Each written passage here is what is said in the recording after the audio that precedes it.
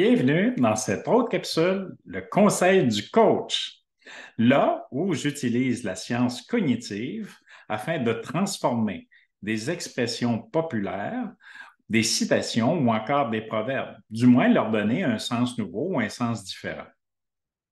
Aujourd'hui, je vais vous raconter une histoire. C'est une histoire qui implique Confucius et un petit garçon. Donc, c'est le petit garçon qui a 7-8 ans qui décide dans son esprit de déjouer la science de Confucius. Donc, il se pose des questions pendant des jours, pendant des semaines, à savoir qu'est-ce que je pourrais bien faire pour déjouer l'intelligence, pour déjouer la sagesse de Confucius.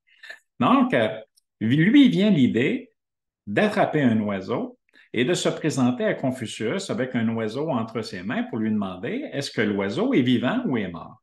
Et lorsque Confucius de lui répondre que l'oiseau est vivant, donc il va l'écraser légèrement pour le faire mourir, ou encore qu'il lui dit il est mort, il va ouvrir ses mains et l'oiseau va s'envoler.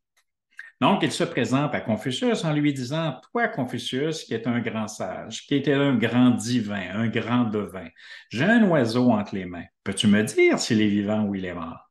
Et Confucius de lui répondre, mais la réponse est entre tes mains, mon enfant. Donc, ce que je veux apporter comme message ici, souvent, nous avons la réponse entre nos mains.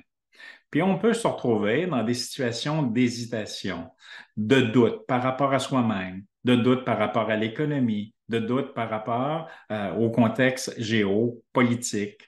Donc, on va être dans le doute, on va être dans l'hésitation. Pourtant, nous avons très souvent tout ce qu'il faut entre nos mains. Et ce que je veux mettre en évidence ici, c'est la confiance.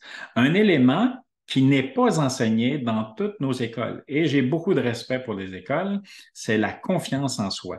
Donc, on nous apprend à répondre à du par cœur, à répondre à des calculs, à répondre à des thèses, à des théories, selon des informations qu'on retrouve dans différents livres, dans différents manuscrits.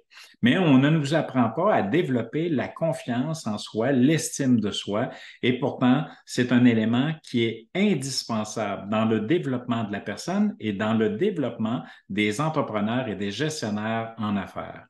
Donc, la sagesse de Confucius qui vous est livrée avec un regard, avec un angle complètement différent. Je vous laisse là-dessus, puis au plaisir de vous retrouver dans une prochaine capsule, le conseil du coach. À très bientôt.